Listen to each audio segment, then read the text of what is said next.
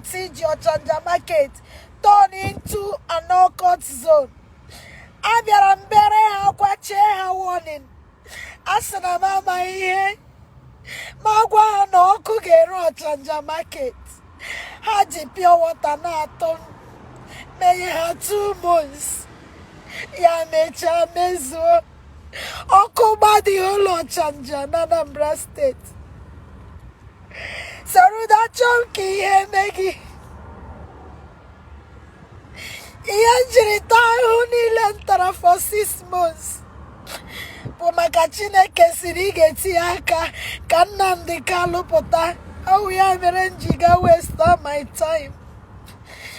Mana ihe niile na-eme, it seems like ị na-emezi your own. Soludo, I'm not working for men.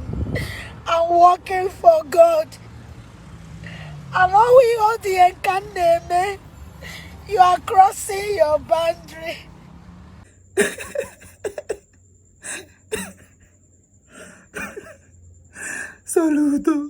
Soludo, after everything.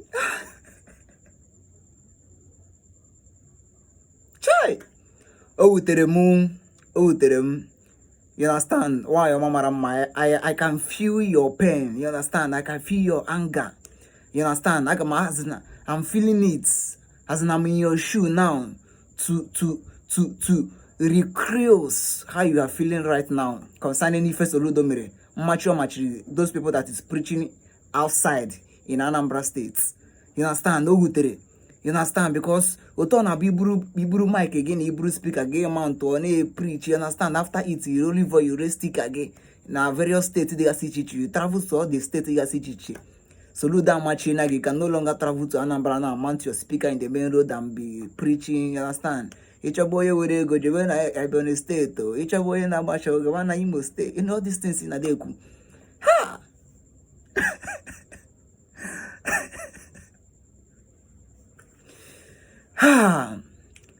We have find ourselves in a country on about that we want to be like US, UK, Germany, Portugal, you understand, mention them, United Arab Emirates, but we don't want to follow the full step.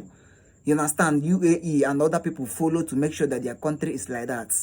You are crying today and telling Soludo that Soludo is going to regret his life at last because of not maturity. Those people that is making noise, mountain speaker in the marketplace.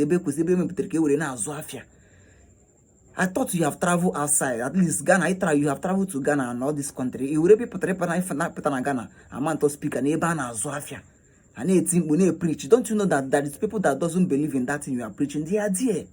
Why are you trying to preach to them and you know, it's totally unacceptable. That is why Soludo have built down and know that this thing is going to cause counter motion. Now, ban the other thing, you know.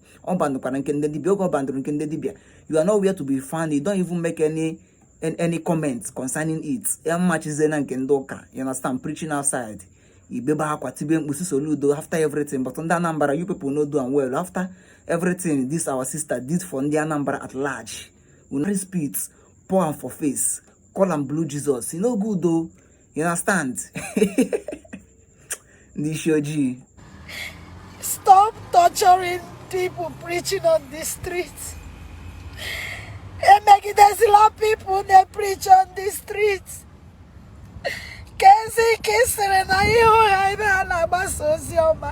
And I have 500,000 naira.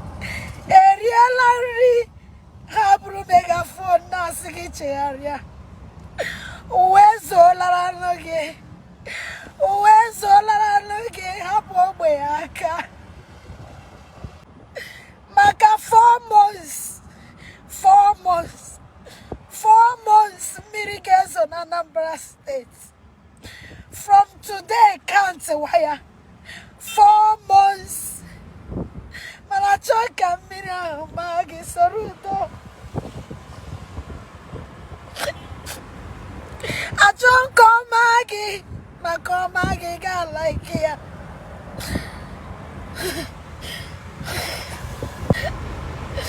Soludo, you are a good man. Don't become an evil man. I am not in Anambra. I am in River State. But God has been telling me since I saw that video that I should warn you, that I should tell Anambra State, no Google, ne Rocco, Oche no na Hamano. Otua ka Jehovah kwuru.